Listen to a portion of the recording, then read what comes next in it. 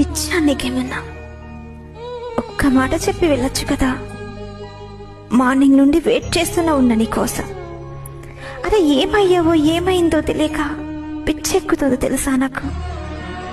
ఒక్క మెసేజ్ అయినా చేయొచ్చు కదా. అరే ఏం లేదు, వేరే చోటుకి వెళ్ళాను అని చెప్పొచ్చు కదా. అంతవరకు వెయిట్ చేయకుండా చూస్తా కదా. అసలు హార్ట్ ఎలా కొట్టుకుంటుందో తెలుసా? ఏమైందో ఏమో అని.